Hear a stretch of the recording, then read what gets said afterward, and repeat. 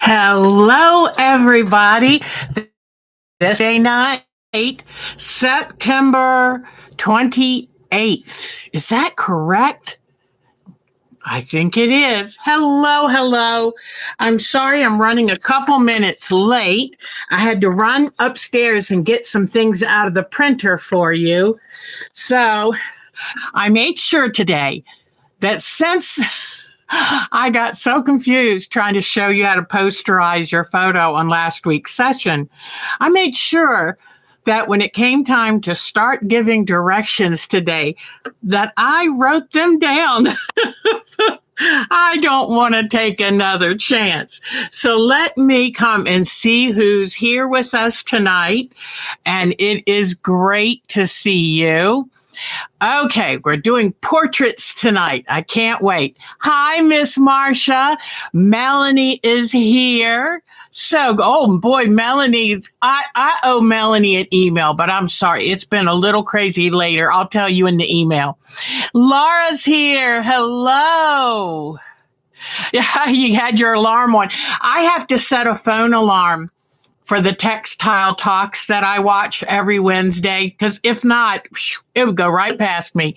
So it is so good seeing you. Barbara's here. Oh, this is great. Betty Meisner's here. It's so good. Maria Mason, you're not able to download the instructions. I will. Okay. What I'm going to do so you don't have to give your email here is send me an email to our time to quilt at pwc.com.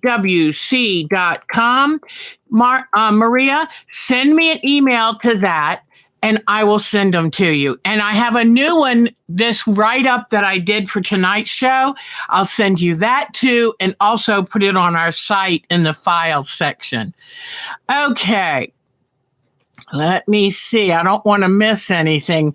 It's good I checked because, yay. Okay, let's see. Denise is here. Oh, that was nice of you, Laura. Thank you. Yeah, all caps really helps me to say, oh, somebody's trying to get my attention. So I will definitely send me an email in case I don't have your email address. I'm never sure, but it also will serve me as a reminder.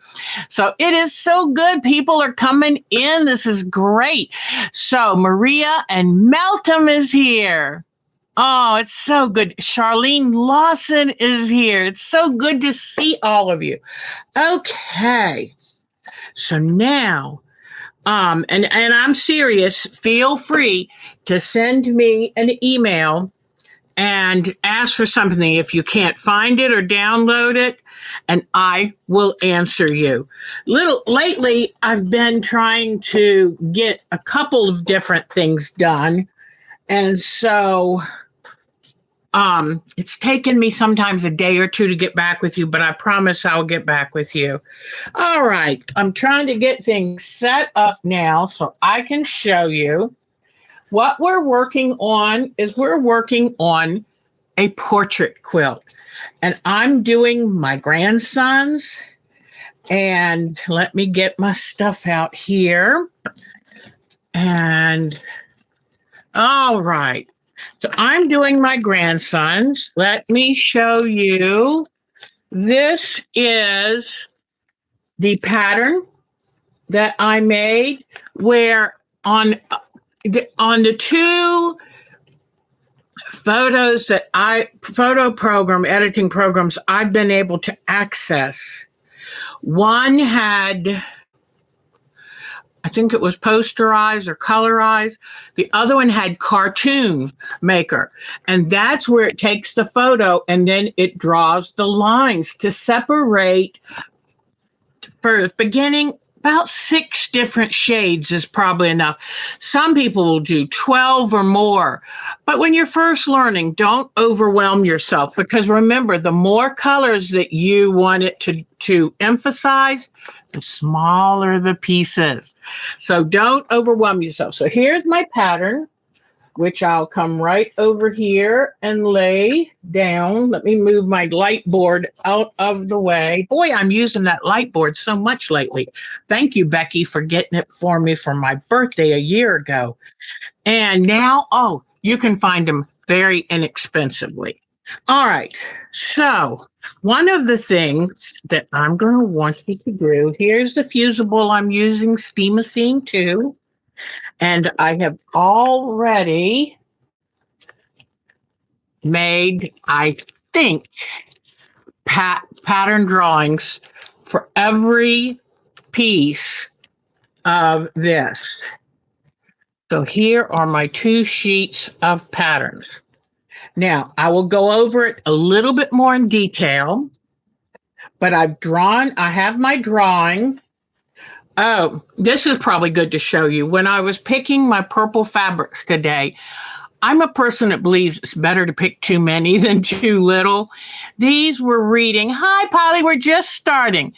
These were reading too much as blue, and I didn't want to confuse it. So for right now, I'm going to put those over to the side. But I did come down earlier today and picked out a bunch of purples. And I'm thinking of doing the boys in purple because their mother, my daughter-in-law, who I love to bits, her favorite color is purple. And I thought, oh, that'd be neat. So I'm hoping I have enough purples to do it justice. I know I have enough blues since that's my favorite signature color. But anyway, all right. So I've been doing a little research and I took notes and wrote them down. So these are notes on Portraiture Art Quilts. Once you've figured out how to posterize your photo and break it down to approximately 6 shade values, you can use more as you become proficient with the technique. The next important step is choosing your fabrics. This is very important since value is going to make whatever color scheme you choose really work. You can use multiple colors. You can use monochrome of any shade, and it doesn't even matter. You can do a horse with blue fabrics. You can make a cow with red fabrics. It doesn't even matter because the important part is the value. That's what really makes it look realistic. But you could even mix up all the colors or use a rainbow of colors if you felt brave enough. It's going to make it a little harder to make sure you've got the values right. Okay. So that's why I'm doing a monochrome face.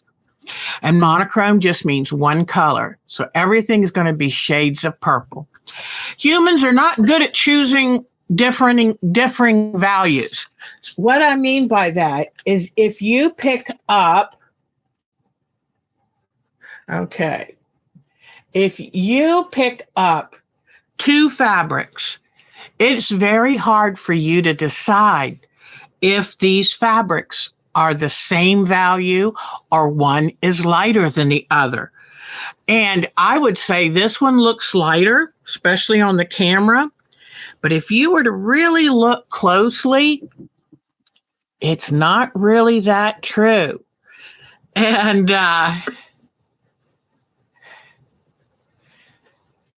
oh, good. Yeah, this is the perfect chance to try this. So value is so important. And I'm going to show you an easy tip to find value.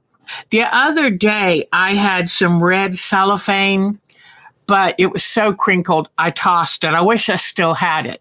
But let me tell you about that in just a moment. So you could use monochrome, pick your monochrome of yellow, orange, whatever. You could use multiple colors. You could say, okay, I'm going to make everything in blue and green. Or you can do it scrappy colors. Now, humans are not good at choosing varying values. When we do them individually, even if you laid out about 6, you might think, oh, this is lighter and this is darker. And I consider myself pretty good at it because I've been doing it so long, but wait till I show you what I discovered. So the best thing you can do, if you have a value finder, which is usually a piece of red cellophane or green cellophane or red acrylic or green acrylic. So if you had those, that can help, because what it does is it just allows you to see everything looks red, so you just get value. But I don't have a value finder. So what I'm doing is I took a picture of the colors on my camera, then I downloaded it and changed it to grayscale, or just took the color out and left it black and white. That will show you the value. Now I'm going to show you that I did this. So, and also I can let you know where to get this wonderful value finder organization sheet. So I'll make sure that's on our site. And if you aren't a member yet of our site, and just email me and I'll send you the information. But here are the fabrics. Now, I looked at this and I thought that looks pretty darn good. I'm very happy with that. Then I took the picture and I took all the saturated color out. So it's just black and white. And guess what? See that first medium fabric? This first medium fabric is too dark. It needs to change places with this one. So it's really, it's a great, great technique. You don't have to go to all the trouble of gluing it on a paper. Take your pieces and arrange them just laying on your table surface the best you can, from the lightest to the darkest.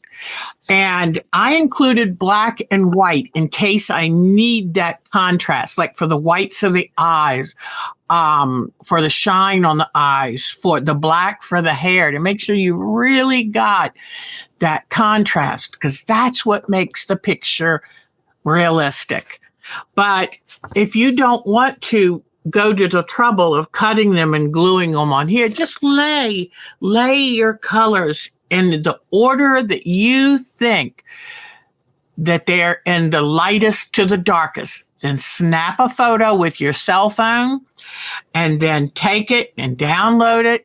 And where you edit it, just edit, because even just photo on your regular computer, bring it up and under the photo, Microsoft Photo, that if you have a Microsoft machine, will be right free on everyone's computer.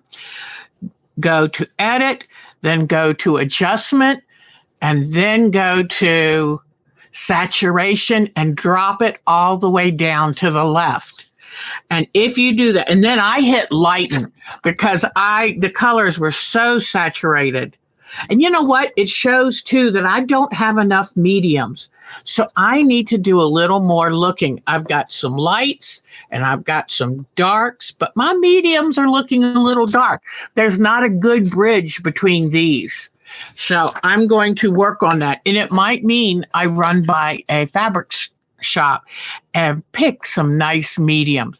The other thing you can do, don't forget this.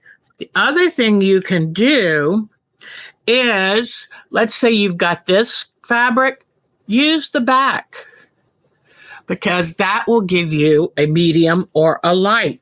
So I can look at some of these fabrics and see what they would be like. Oh, look at this. Here's the dark front, but if I turn to the back. So always remember you have that at your disposal. I wanted to show you a fabric that I saw, and at first I was like, oh, and then I went, no, you don't want this on someone's face. Now, if it's going to be for a blouse, that's fine. But I'm not too sure that I want this on those little boys, not even for their hair. So some fabrics, I had to take out the ones that read too blue. I don't have a lot of solids. So I tried to make sure that my fabrics didn't read too unevenly. And luckily, most of the pieces are going to be small. So I can pick where exactly to use to cut the fabric. Now, I found this one, and that's interesting. That would give me some of that medium better. But I'm also wondering, I have not picked out my background for these faces because I want to make the faces first, make the faces, and then pick out a background because I really won't know until I actually look at it. I mean, I've gone to the paint store before to get paint. And until you get it up on the wall in a big enough area so you can focus just on the color, if you paint blue on top of white, it's going to look garish. But get a big enough area so you can just see the blue until you actually see it. For me, that's what I need to do to know if I've got the right color. Okay.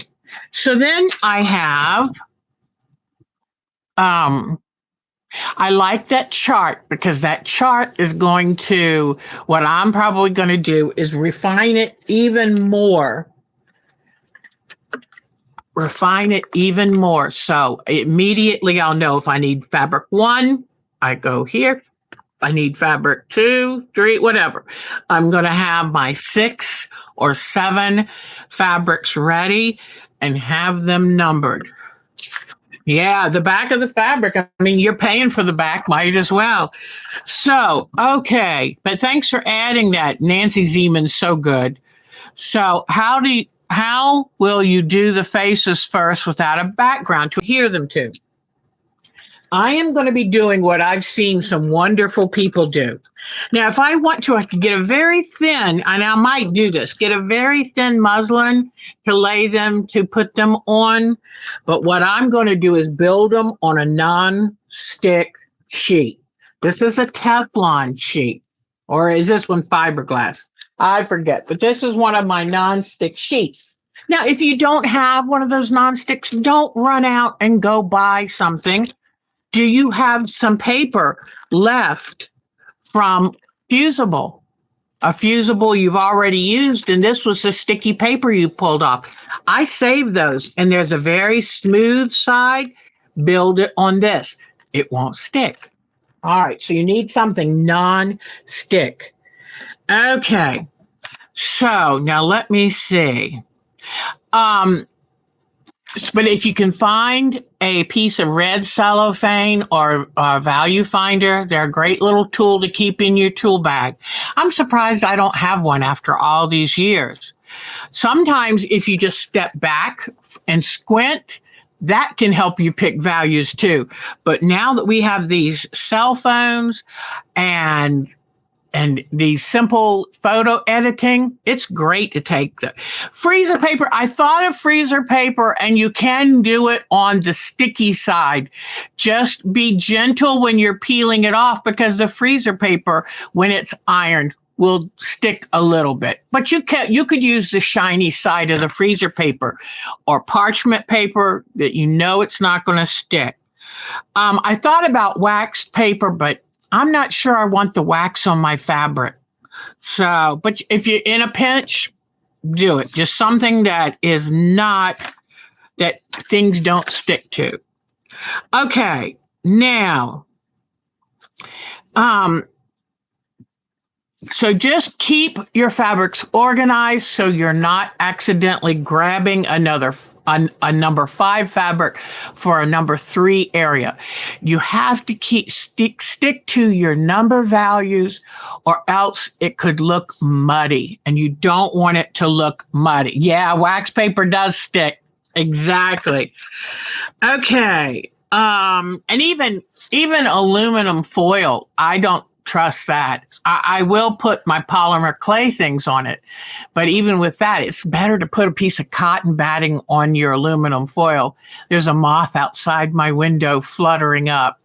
It's fall. It's the time of moth. There was a katydid on my window the other day. See, I'm looking at the squirrel. Okay, so if you have the right value system and you clearly have all the values, your portrait is going to pop with realism. If you don't have every value, if you don't have the values definitive, it's going to kind of read flat. Remember when I did my Bargello?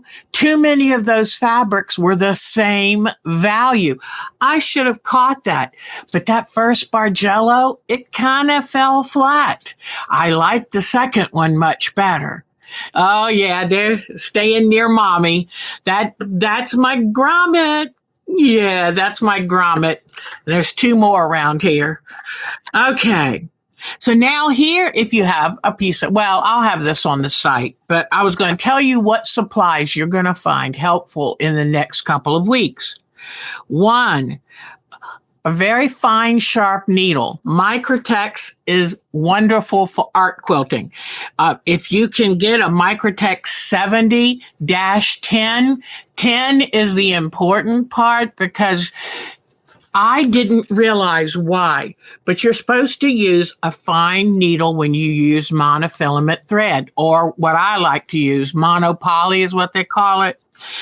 And you're supposed to use a fine needle. And I didn't realize why. Well, the monopoly thread is very thin, and you have an eye hole in the needle. And if that thread has too much space to waggle around, it breaks. It's more likely to get chafed and break. So try to find a size 10 needle for your machine, a sharp. That would work best because a sharp, they don't always tell you. Universal needles are almost ballpoint. They're in between a sharp and a ballpoint. And what you're going to want is a sharp needle to go through the fabric with that invisible monopoly thread. Make a sharp hole, go through, come back up. So Microtex sharps are really good for any art quilting that you do. Any collage, landscapes, all that. Microtex is it. Okay. Then a good monofilament or polyester mono thread. And in your bobbin, I like to use gray because it's neutral, and I want to use a nice thin thread. I know I keep meaning to bring Kiwi down here and I forget. Oh gosh, but I'm going to do it. I've got to see if I can. I can't promise this weekend, but it might be the next weekend because I'd have to get everything set up, and I'm still behind when it comes to Sunday show. So, but I use a bobbin with a gray, any neutral thread that's maybe a 60 weight, little thin. And that's really good because if the thread is too much stronger than the monofilament, it's going to pull the thread to the top. If you see, will it show the needle hole? The package should tell you. And it's, how when you go to use needles, there's 10, 12, 14, 16. Those are the general ones. 16 being you use for sewing jeans, denim material. 10 meaning you sew delicate materials. Then there's like ballpoint for doing knits, and there's universal, and then you want sharp. And so that's that, and the small needle is what you want. And so then monopoly thread, pick a good brand that you like, that you have used before, and make sure that when it comes to you, Anne ordered 3 and one of them was empty. It was so invisible, she couldn't find it. Then you're going, and so a bobbin filled with lightweight neutral thread, Then when you go to sew, you're going to have to adjust your tension. You don't want any bobbin thread to come up. And I have that problem sometimes. And it's easier to have happen. Hi, Jody, sweetie. I thought you were hiding because last week I made such a mess of it. But it's so good to see Jody. Okay, so let me see. Yes, so when it comes time for you to sew the pieces down, and a non-stick needle is good too, because we are going to use fusible, sorry. But I would keep like some alcohol wipes handy and kind of wipe the needle off often. But okay, so you've got the monopoly thread, your bobbin filled with lightweight neutral, and adjust your tension. You're probably going to have to loosen. If you see the bobbin thread come up, then it probably means that top tension is a little too strong. So we'll work on that closer because we've got a ways to go before we're going to be doing that. All right. So then you need, like I showed you, a non-stick fusible mat or freezer paper or the back. Sometimes I save these, especially if I buy bigger pieces of fusing. I save them because that shiny side, it's already proven it's non-stick. Then you're going to want tape and a glue stick and a light box or a bright window, a value finding tool or your camera with the editing feature, your fabrics, whatever colors you're deciding to use, plus black and white. Don't forget monochromatic faces are easier to do at first, okay? Fusible to stick down your fabrics. Now, one thing I just learned in doing this research, don't overpress. Heat breaks down fusibles. Have you ever ironed and then pulled something up and tried to iron it back and it just wouldn't stick? That's why. So when you put these in place and you're not quite sure, just kind of tap it on there. And don't go ahead and iron it because if you have to move it, then you've probably lost the fusible. So also let the fusibles cool. I'm going to take my non-stick mat. I'm going to build my faces on this, gently pressing each layer down. I'm going to wait when I'm ready to take the face off this. I'm going to wait and let it cool. Okay. Because while it's warm, it's not secure yet. You don't want to get it all askew. We're just going to take our time. We're going to relax. I'm going to, when I get my fabrics that I'm going to use, I'm going to starch them all. I just want a nice, crisp fabric to work on. And, okay, then when we do decide what we're using for our background, we're going to take, we're going to take our non-woven fusible interfacing. A light to a medium is all you need. We're going to iron this to the back of the background. Now, I'm not talking about the backing of the quilt. I'm talking about the background. And the reason you're going to put this on the background is because you have to sew all the individual face pieces down.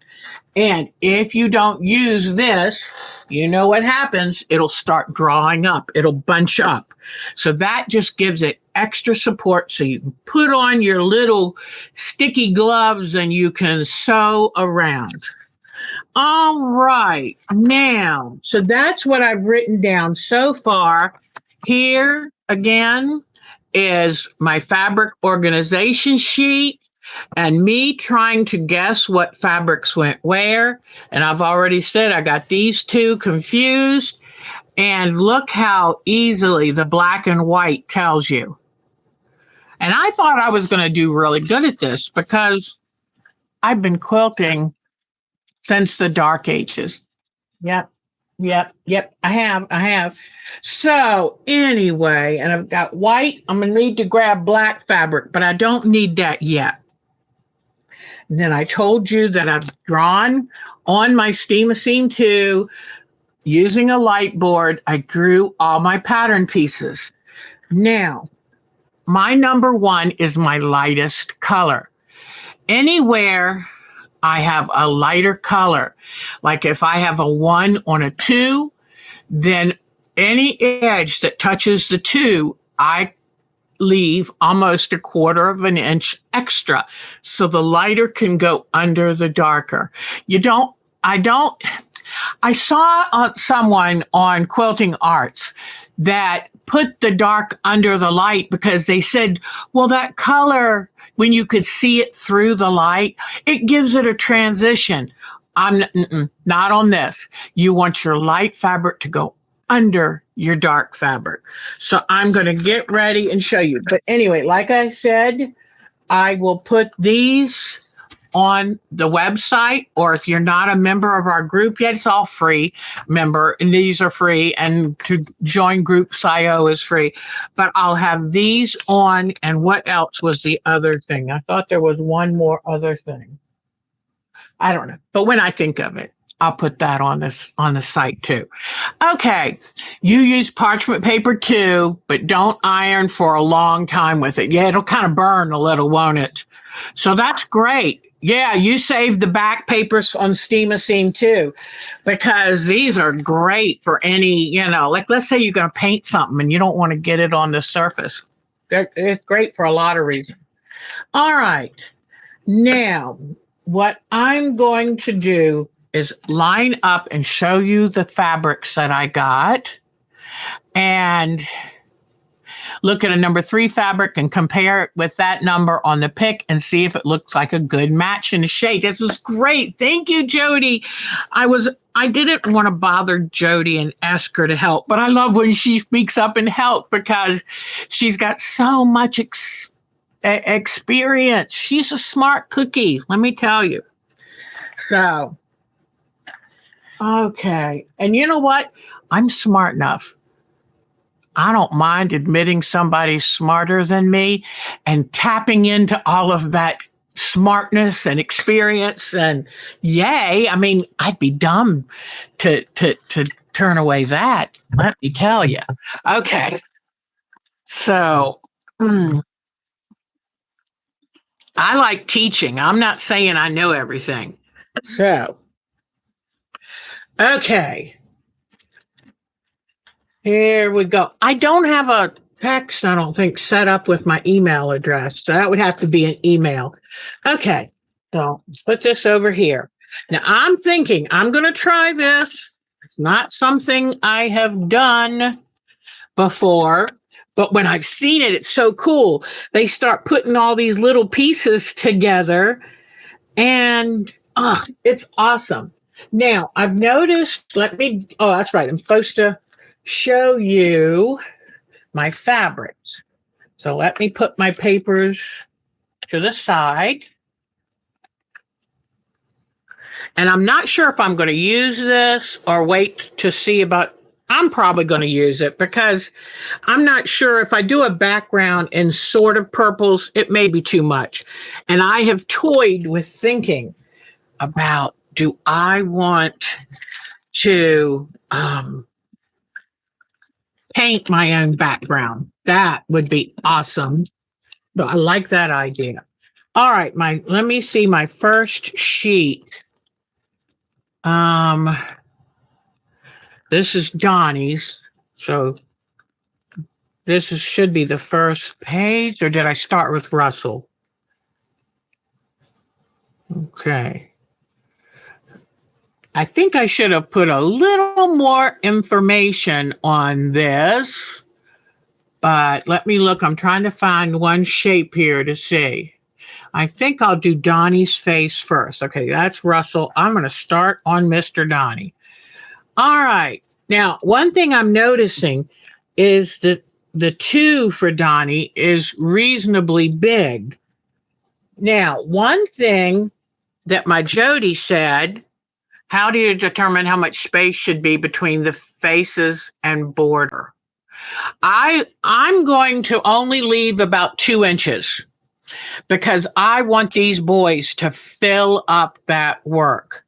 And, but you know, just enough where that you can get a nice clean edge all the way down. Here I've left about 1.5 inches, but I'll probably, when I put the background, now one thing I can do is once I have it put together, I can audition it to see. Okay. So one thing our Jody told me was that I do need my color sheet. She told me that I can take the piece number 2, the piece that's going to show the most on Donnie, and I can use that as my entire fabric. Let me see. And I think I could probably even use a 1 if I wanted to. Now here is my 2. So I could take, yes, I could take, I'm not sure how sharp this is. Oops, get back up there. Okay. This would just make it a little easier if I had this. Now, let me do something else. All right. I'm going to take my pattern, put it under here on top of my light board, but do not iron on your light board. I'm just going to look at placing it and see how good it shows up on here. I'm just going to see about placing it.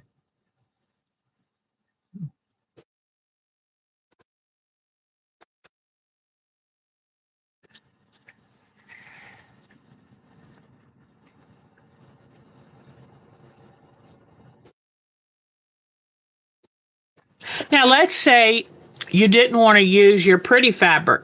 You could take a piece of thin, trust me, I label right and left. Yes, yes. You could take a piece of very thin muslin, and I I keep all my scraps of whites and muslin. So I could take a thin muslin to put under it. Oh, here's a good one. So if I wanted to, and I might do it just for a little, although if I do that, I really did kind of want to have it glued down to the fabric. If I build this on muslin and then put it on my background, it won't be attached as much as I want. So I'm going to try to do this like a big girl. Okay. So I'm going to take, was this the piece?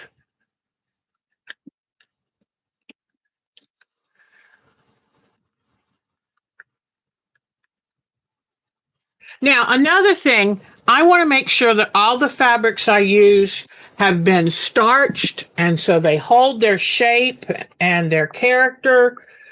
And I'm let it sit here because you want starch. You want starch to sink into the fabric, and that way it won't flake on you. So anybody that's looking for a Great Dane, Ricky Timms is sadly having to give away his Great Dane because that and his 2 other dogs just do not get along. And that's a dangerous thing. So, but she's a small for a Great Dane, but she's still a big dog. Now, one thing I didn't do yet is start sorting my colors. So, and I've got a few little things I bought here that I'll show you before I go. But this is just going to be the very beginning part of this. So my lights, let me see. My Christmas things are getting in the way here. All right. So here, okay. So I have white and then light, light, light, a little bit darker. But now let's say if I needed this to be lighter, let's see what's on the back of this. Ah, that's very good. So I'm going to fold that just to show. So I've got those two. Then, yep, I could use the back of that. And then I've got tons and tons of darks. It's just the lights I don't have as many of. Okay, then this will come next. And I have some of these, but they're still pretty dark. So I'm going to let this sit there. And see, right here, you might think, well, one of these is lighter than the other. But if I bet you anything, if you take a picture of them and then take away the color, so it's just black and white, you're going to find that all of these are the same value or close enough not to make enough of a difference. All right, let me put this up here. And I want to show you, this is my darkest that I found, but I found some others that are pretty, this, depending on where you cut it, is very dark. But sadly, I tend to like very rich, deep colors. So you'll see I have plenty of darks. Now this one, it's got blue and purple. Depending on where I cut it, that will make a difference. Here's another pretty dark one here, a little bit lighter. Hold on, it's really tough to figure these out. And this one, depending on where I cut it, it could be either. But I've got to be very careful with this choice because of the lines in it. It might be good for the hair. All right. So like I said, I've got plenty of darks. Oh, there we go. This will go up there, and then these darks at the very end. Let me show you. So I've gone from my lightest to my darkest. And with checking this right here. So these two should have been. In fact, you know what? I'm going to go ahead and trade places. Why wait? Okay. I know I brought my glue stick. Oh, it's in the basket, I think. Nope, not yet. It's supposed to be up there. It is. So let me take and put some glue right here and drop these, change places with these two.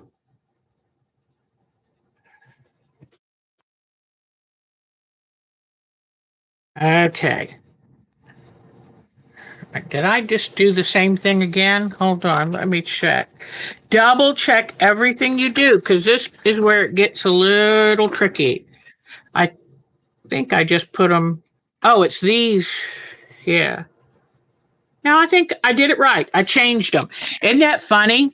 I'm looking at this and I'm thinking, oh, I think these go opposite. But we know from the black and white study that this one is darker. So now it's moved down where it should be. Isn't that odd? But that's where doing a black and white to get your values is so critically important. All right. So let me turn back on my light. All right. So what I'm doing is I'm thinking about just putting this down for his face. I'm not sure.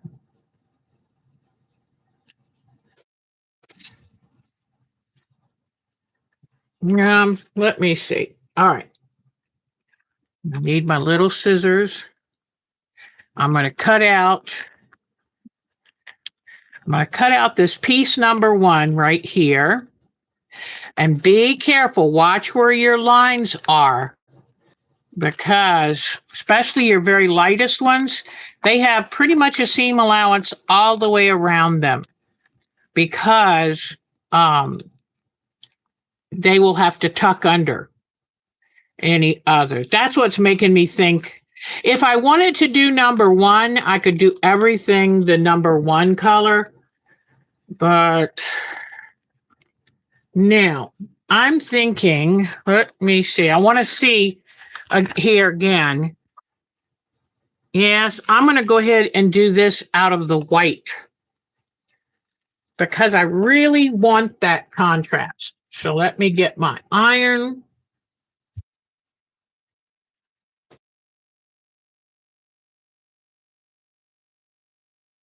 Right. Okay, here's my piece of white.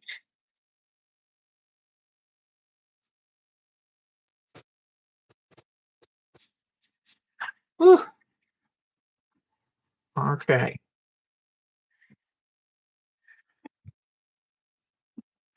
This is what, oh, here we go. All right. So what I'm going to want to do is now that I've got this just basically cut out, let's come in here a little more and get it trimmed a little better. Okay. Get this trimmed up a little closer here. Okay. All right. And then this, okay. I peel off the back on this, which has got a grid on it. I peel off the back so that the paper stays with this. And then I put it on here, come over, give it a light press. Okay, so then that way I will need to cut it out again. I left my good snips upstairs. I like using little snips with this.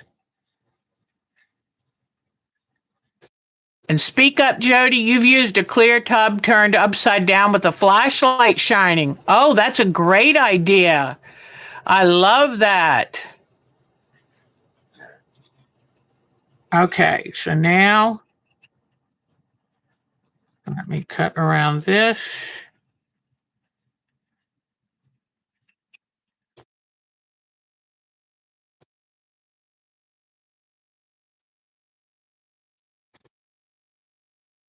I've always loved when I've seen shows where they build an applique and then they lift it off of the ironing surface, and it's so cool. So, okay, I'm looking at Donnie right now, and I'm going to tape this down on that ironing surface because I don't want it to move around. So this is why I needed the tape. And now I'm going to tape this to the pattern so it won't move. Then I'm going to carefully, this is cooled off now, so now I pull the paper off. Now, you know what? I just realized I'm doing this backwards. Do I need, Miss Jody, I think I need to use my other pattern piece, and I don't think I brought it down.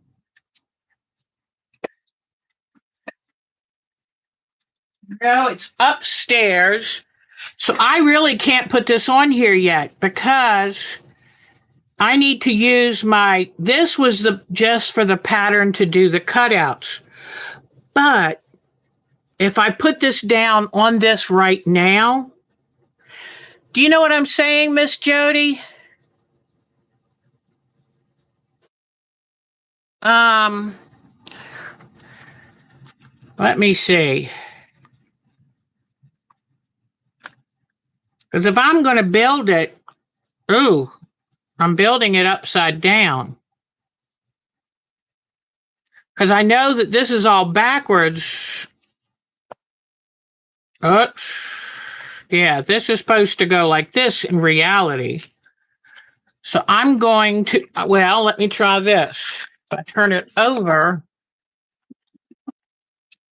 oops, got the tape on it. Okay, there we go. So now I will take and move the tape because I need to tape this. It's so funny. I'm so nervous about making sure I get this right for you that I end up giving myself a hot flash. Let me turn this fan to me a little closer. Oh, another thing I wanted to show you. Be careful in choosing fabrics. If you have a dark line through here, that's going to look odd on the face. So, okay, turning back on my light. Here we go. So this is how I'm going to do it.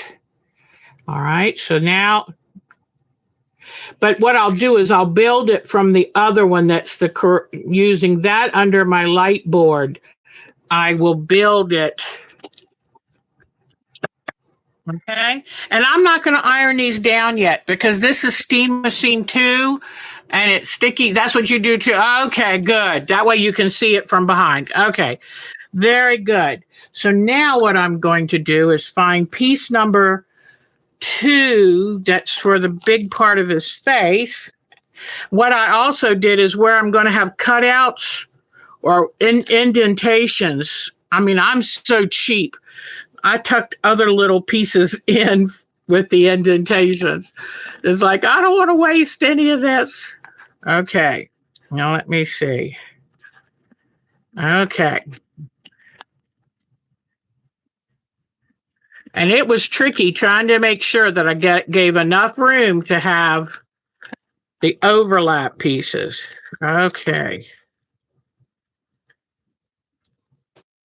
When in doubt, space them all far enough that you could make an overlap, because if in case you forget, that way you are still fine.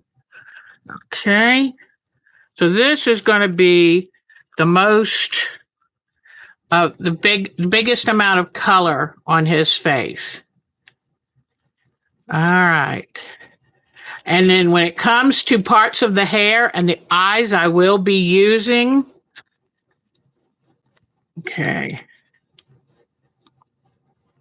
Where it comes to the hair and the face, I will be using black, like in the eyes and the part of the hair. All right, I'm just peeking at the pattern.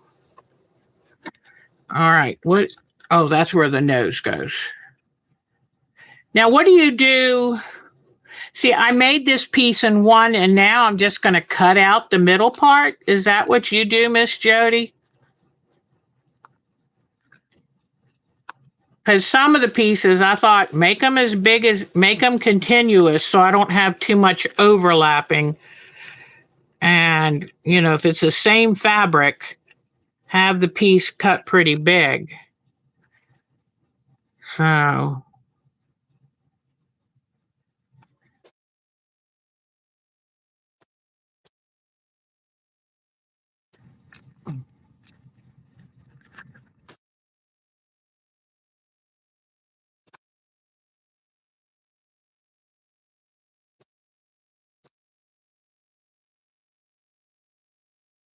because if the light piece goes underneath, if the light piece number 1 goes underneath this number 2, then I'm assuming if I cut out this piece where it shows the number 1, because the number 1 is inside the number 2 space, then once I lay this over it, it'll be right. Boy, I tell you, you look at all this and say, oh, I know how to do this. But until you do it, it's a little bit topsy-turvy and backwards, some feeling at first.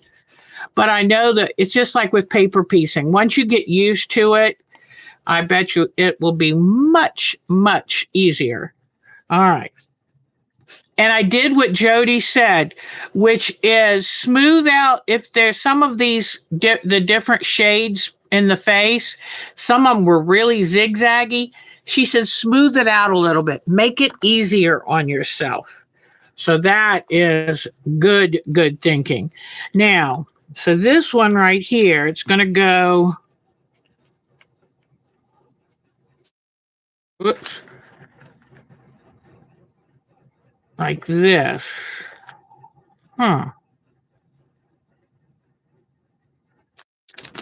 Okay. Oh, like this. Okay, now I'm seeing it. Okay. And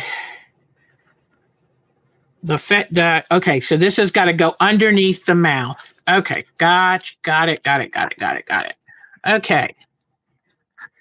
I think I have it. And since I'm not going to iron it down, not yet, this is very good to do because, wait a minute. What did I just do? This should be right. Hmm.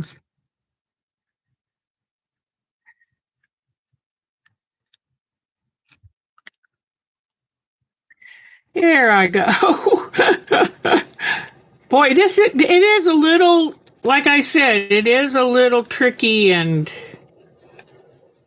no, this goes down here. Okay, let me do something. I think I need to do something different with the paper.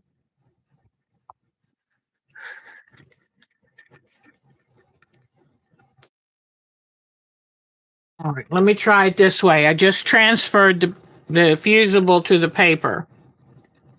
Because I think I peeled it off the wrong way.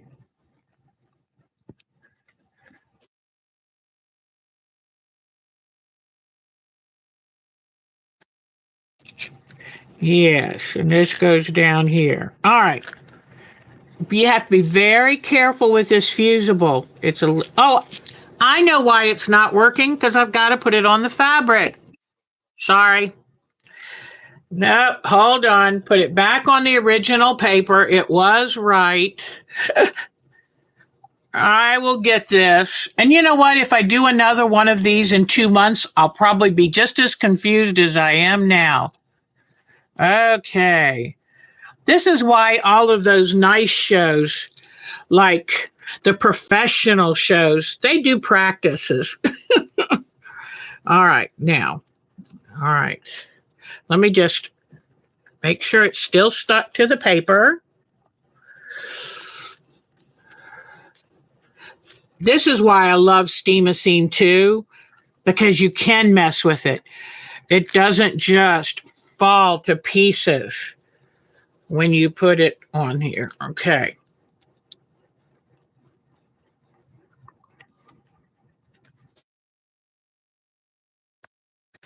Ah, here we go. Now I'm getting it. Okay.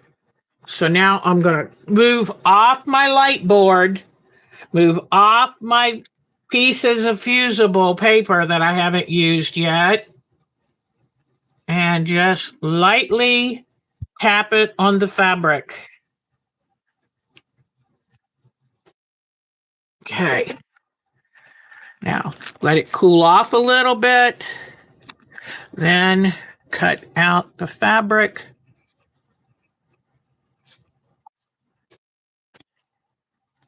So this is a good thing to do when you have quiet time. Don't talk to a camera. And I'm leaving the excess on right now just because I'm a little nervous about doing this for the first time. And so I'm making sure that I don't get confused and cut too much. Like this is a darker one than the first piece. So I think I've cut it. I'll cut it open again right in here. Now what I'm going to do next time, put it on the fabric and then cut the line out. Because by doing it this way, it's a little harder to do. All right. Let me move these things over. but it's a little harder to do this way. Okay. Yeah. So definitely what I forgot to do was put it on my fabric. Put it on your fabric, press it with, make sure you're not melting anything below it. I told myself, make sure you don't do that. I was worried. Okay. Now I can always come back with little tiny embroidery scissors if I didn't quite cut this out carefully enough. And before I iron it down, I will come back and make sure I've got it cut just right. But I know the darker mouth goes on this, the darker nostrils go on this.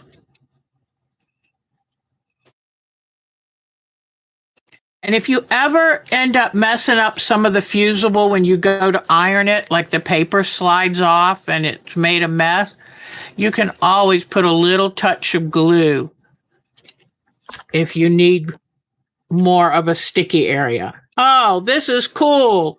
Here we go. So now I take the paper off. Yes, there it is on the fabric, making sure all of it. I like to hold it up to light and look. All right, now this makes sense. I'm getting it. Miss Jody, I might actually have learned something this time.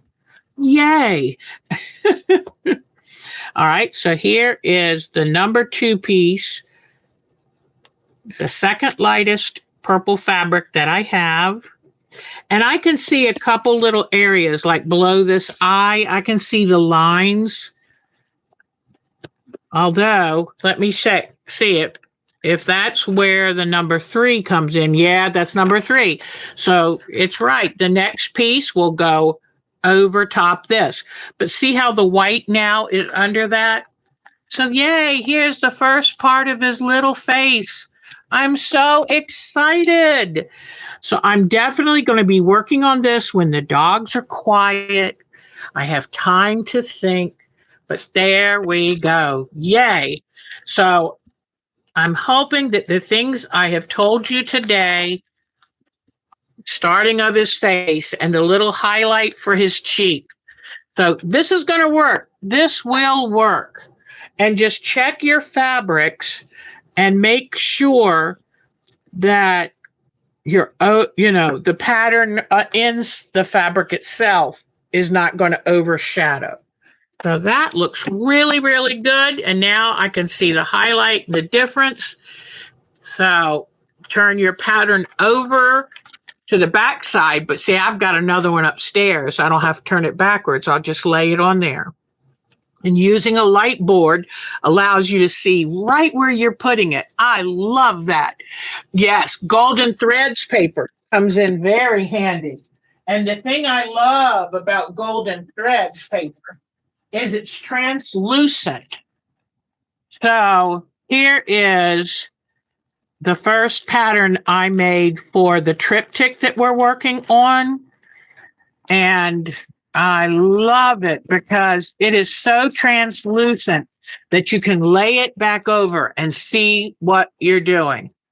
So that comes real handy. She said it comes in handy when you get to the darker pieces. Yeah, because sometimes it's hard to see, even with a light board, through the darker. Where is that?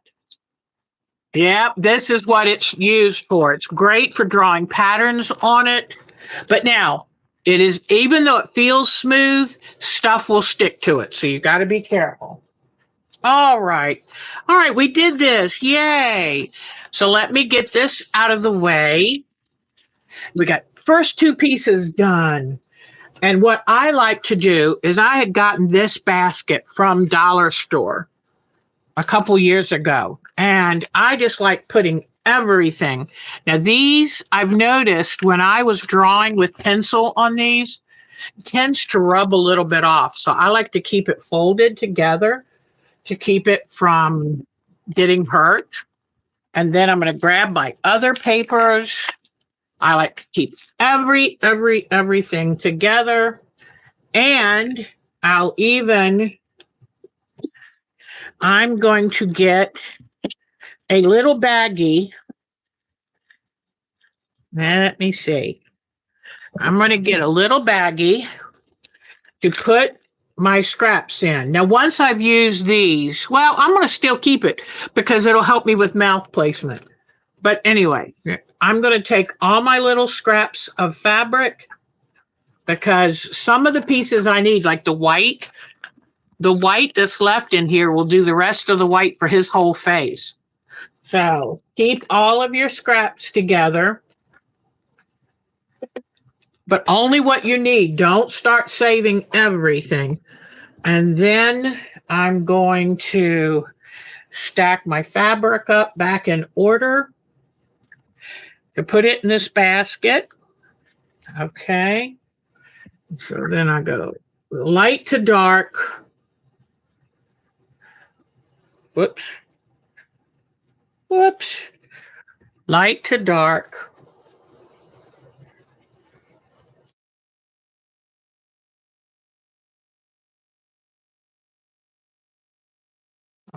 Right. And it's that much easier when I get ready to work on it the next time if I've got them roughly stacked light to dark. All right. And then I'll take this and carefully roll this up for the next time. And in fact, I'm going to put my light board in here too, because I'm going to be working very closely. And here's an extra piece of the golden threads just in case. So, and I'm going to go ahead and put my can of starch because most likely I'm going to work on it upstairs. So, and I do like the idea of starching my fabric. So when I put them in place, they've got a little body to them. All right. So now I'm going to show you what I got this week. I just had my package come in from Amazon. So let me show you what I've got. I haven't been buying that much lately, which is probably a good thing because Christmas is coming up. But I got my Alaska templates. And so that's ready for my Myrtle Beach quilt party. And if I don't get in the class, at least Lisa and I said we would work on it together. So I went ahead. I was power positive thinking. Went ahead and ordered them. Okay. Then you remember a long time ago, back in May, April, I went to the quilt show in South Carolina, Greenville, South Carolina, and I bought this African fabric, and it had the feeling of wax still. And so I washed it really good, and now it's soft and supple. I just ordered some sashiko thread because what I'm going to do is I'm going to embroider over the designs on this, kind of like a cheater's kind of, panels already printed, but that way I can learn to sashiko. So I got my sashiko thread in today. I'm very happy about that. Then I was so sad. They had these bottles in Amazon. They had the bottles of tacky glue, 8 ounces for $2.44. I was so excited. When I went back in to get it, they had doubled almost in price. So then I started snooping around. I found the 16-ounce bottle for $4.60. So it turned out to be cheaper because the other one for 8 ounces was $2.40 something. This for 16 ounces was $4.60 or $4 something. It was a few cents cheaper. So I got 2 bottles of the 16 ounce. One's going to stay down here to do refills. The other one is upstairs doing refills. So I got two of them, but that I still found my good deal. All right. Then the other thing, I think the only other thing that I got in, I ordered some things for my Christmas already. I saw some paintbrushes on sale, some foam paintbrushes on sale, and I forgot there was something else. I went, I'm ordering them. Oh, another one of the miniature kits, because I want to make sure Santa gets what I want. All right. Then I saw this. Oh my gosh. I saw it a couple weeks ago and I fell in love with it. My very favorite Christmas show is The Grinch Stole Christmas. And I found this advent calendar it's the Grinch advent calendar. And it doesn't really have, And then what you do is you cut these apart, and I'm going to stuff them and put a backing on them so that they are a little puffy like ornaments. Then I saw an idea on where they had taken buttons, bright, colorful buttons, and put them on the tree, then put a little hanging loop on each of the ornaments. And that way I do the counting to get down to Christmas. So I'm very excited. This is for me. It's not, I have made advent calendars for every child except my two little ones, and I've got to finish them. They're right over there to be finished. But I figured this year they're big enough to get it. And then I'm doing one for me. So I'm so excited. And sometimes you just got to do something for yourself. This whole thing of being selfless is for the birds. And I'll make sure that I put a stiffener, like a buckram or a couple layers of fusible interfacing on this so I can hang it on the wall. And then I'll have a little pouch near it with all the little ornaments. And every day I've never had an advent calendar. So I'll get to go over there. I'm just not going to put chocolate in my pockets. I made all my grandkids, I always made them with a pocket so they could have a little piece of candy or something for that day to get ready for Christmas. But I've still got to work a little harder to try to lose this weight around here, because evidently my scale lied to me. I was so disappointed. I went into the doctor's appointment and I was like, oh. And he said, well, at your age, it gets harder and harder to lose weight. I know. And it was on one hand, yeah, he realizes I am getting old. And then on the other hand, it's like, well, you got an excuse. So, yes, Polly, I did get it. And I've been thinking about it. I've got to tell you, my sciatica is pretty bad. And if it doesn't get better, I'm going to have to go to physical therapy. But I thought, the one that you go to has a swimming pool. It would be so nice to be able to swim with this, but I got to figure it all out. It's like, am I up to driving all the way there and stuff? But thank you so much for that email, because especially about the part, will my insurance cover it? So I'm hoping. I think they really encourage me to do all forms of exercise. I'm still doing the elliptical trainer, starting to walk outside now that now that it's cooler, but that sciatica is really hurting me. So we'll have to see. But thank you so much for thinking of me. All right, I guess, and I know I've still got to send something to Miss Jody, and I've got to send something to Debbie, but I will try to get myself organized. All right, everybody. I think I'm done for tonight. I think the hammock is calling my name. You're probably tired of hearing about the hammock, but as soon as my outdoor houseplants have to come in the hammock has no more room. It has to be put away until next May or June. So I'm loving every moment I can be in the hammock.